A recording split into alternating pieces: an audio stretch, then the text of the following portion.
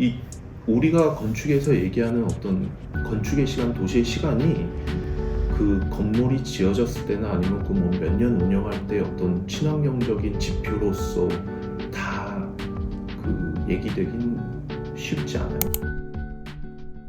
네, 다음 섹션으로는 과거, 현재, 미래를 아우르는 공간과 외교에 대해 톱파볼 예정입니다.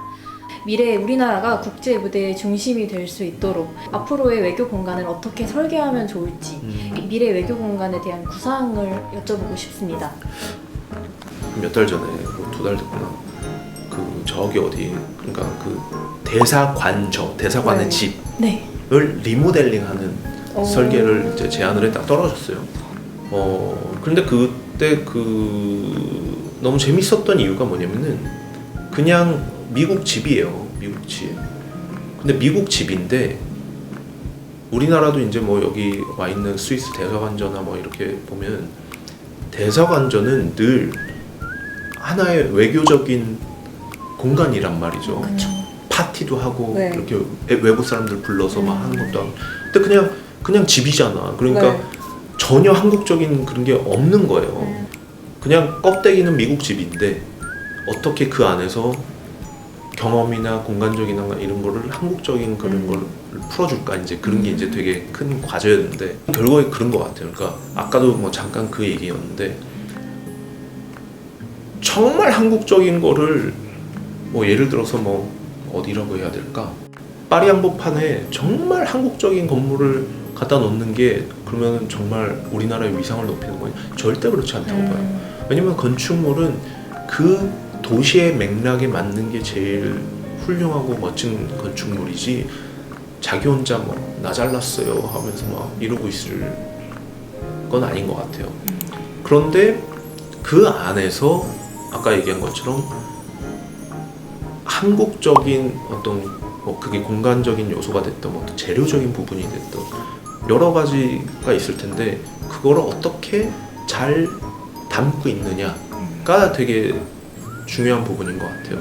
저는 약간 그게 좀 부럽더라고요. 자꾸 내가 옷 얘기하는데 내가 맨날 옷이랑 차의 비유를 많이 하게 되는데 그 작년에 그 싱가포르에 무슨 행사를 가게 됐어요. 근데 거기에 이렇게 인도네시아 애들이 이제 왔는데 근데 그 싱가포르에 갔을 때도 인도네시아 애들이 그랬고 그 전에 네덜란드에 갔을 때도 인도네시아 애들이 그랬고 인도 애들이 그랬는데 뭔가 중요한 발표하는 어떤 세레모니얼한 장소에 가잖아요.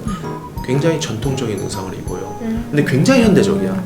굉장히 현대적인데 그러니까 전혀 그 이벤트나 그 상황에 안 어울리지 않고 어울리는데 누가 봐도 인도 야 자기네들 전통 의상인가 보다라고 느낄 수 있는 정도?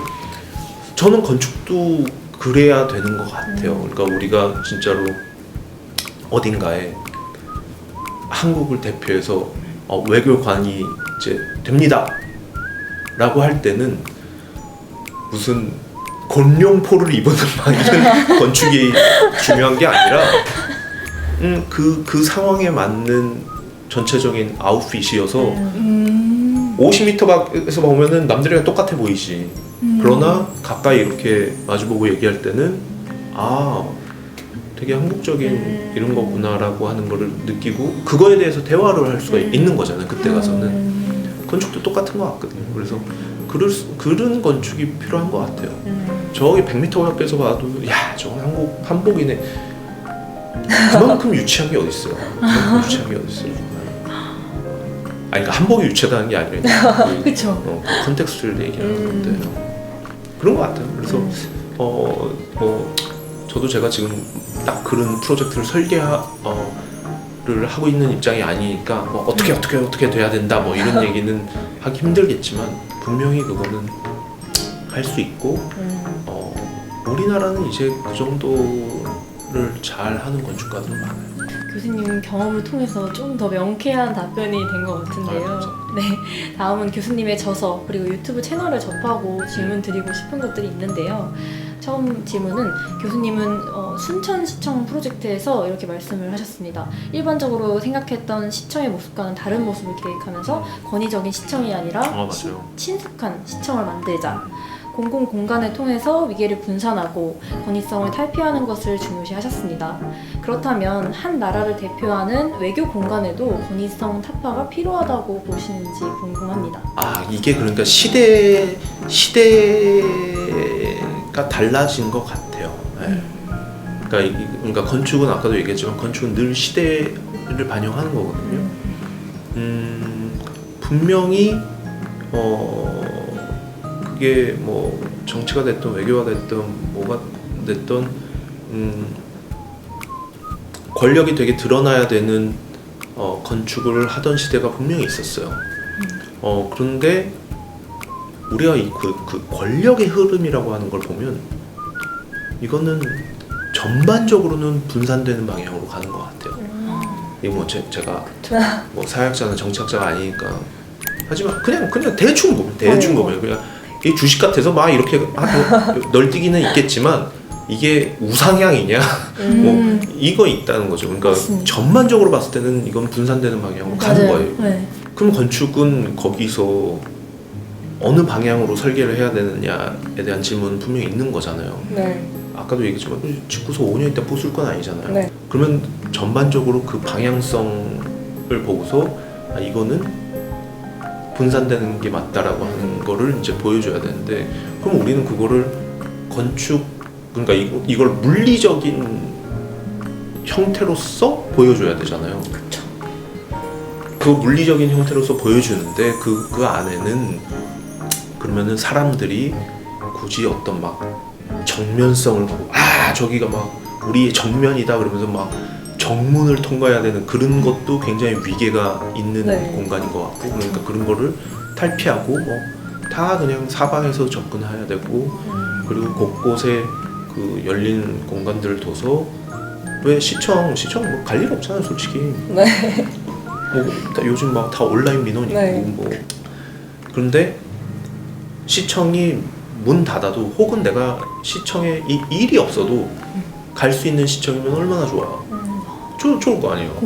공원처럼. 좋지 않을까요? 나는 좋을 것 같거든. 왜냐면 저도 뭐 구청이나 시청을 안 가거든. 뭐 회의 아니면. 그러니까 얼마나 거리감이 있어요. 그래서 그런 것들을 시민들이 아무 때나 와서 쓸 수 있는 공간들을 야금 만들어주면, 주말에도 그냥 애들 오면서 놀러 갈 수 있는 거고, 네. 이런 데들 만들어주면 결국에 그게 좀 더 우리가 얘기하는 어떤 좀 시민을 위한 공간, 열린 네. 시청사가 되지 않겠냐. 그리고 그런 어떤 권력의 이 위계를 확 다운시켜서 결국에 그거의 그 공간의 주인이 시민들이 된다라고 하는 거를 알려줄 필요가 있는 거죠. 그럼 마지막 질문 드리고 싶은데요. 저희가 방금 다녀온 도시를 만드는 사람들, 도만사처럼 국민이 쉽게 접근할 수 있는 외교 공간은 어떤 모습으로 만들어져야 한다고 생각하시나요? 비슷해요. 네. 그러니까 그 도만사도 저희가 저기다가 한 이유가 많은 경우 이제 막 그 갤러리들이 되게 폐쇄적으로 있을 때가 많고, 네. 막 들어가기 되게 무섭고, 그 다음에 막 무슨 미술관이나 박물관은 더더욱 어렵고. 근데 우리가 그냥 저기다가 막 그냥 다 열어놓고서 한 이유가, 우리가 여기다가 뭐 여기서 뭐 전시를 할 때도 있고, 뭐 토크를 할 때도 있고, 뭘 할 때도 있고 할 때 그냥 이 골목에 지나다니는 사람들이 한 번만이라도 보면 너무 좋겠다 해서 이제 그런 걸 많이 해요. 그래서 하다못해 우리가 소토보체라고 버스킹도 해요, 저 안에서. 그러면 그런 거 하잖아요. 그러면은 진짜로 1년 내내 그런 라이브 음악을 볼 기회도 없는 사람들이 잠깐이라도 멈춰서 봐요, 그거를. 그러면 저는 그만큼 우리가 이 조그만한 골목길에서 공공을 위해서 이렇게 그 컨트리뷰트 하는 건 분명히 있다고 네. 보거든요. 그런 거를, 그런 외교 공간이나 이런 게 해야 되겠죠. 저는 근데 그 생각은 해봤으면 좋겠어요. 그러니까 과연 21세기도 벌써 20몇 년이 지나가지고 조금 있으면 22세기인데 21세기의 외교라고 하는 건 무엇일까?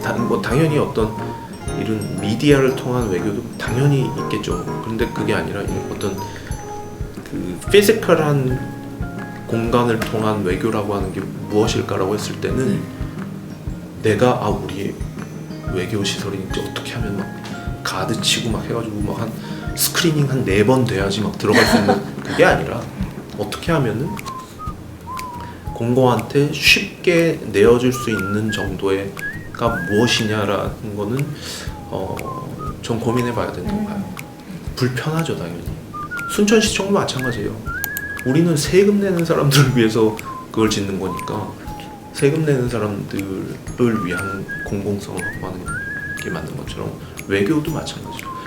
우리가 거기서 근무하는 사람들, 외교관들이 물론 중요하지만 정말 외교라고 하는 거가 어느 지점에서 벌어지느냐, 여권 심사해 주는 데서 벌어지느냐, 아니면 그거 말고 일상에서 저 나라 국민들, 시민들 하고 접하는 데서 이루어질 수 있느냐. 이건 되게 중요한 거예요. 뭐 여권 해주는 게 뭐가 그렇게 큰 일이에요. 온라인으로 다 하면 되는데.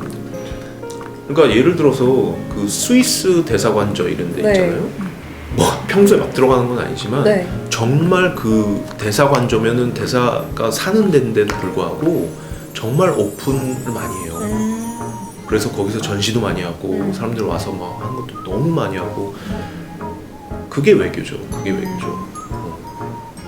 그러니까 저는 그런 지점들이 좀 부러울 때가 있어요.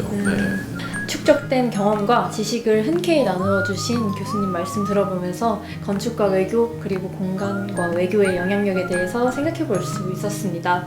뜻깊은 시간 만들어 주신 교수님께 정말 감사드리면서 지금까지 저희는 외교부 모파랑 23기 임채영, 기름비였습니다. 감사합니다. 감사합니다. 수고하셨습니다.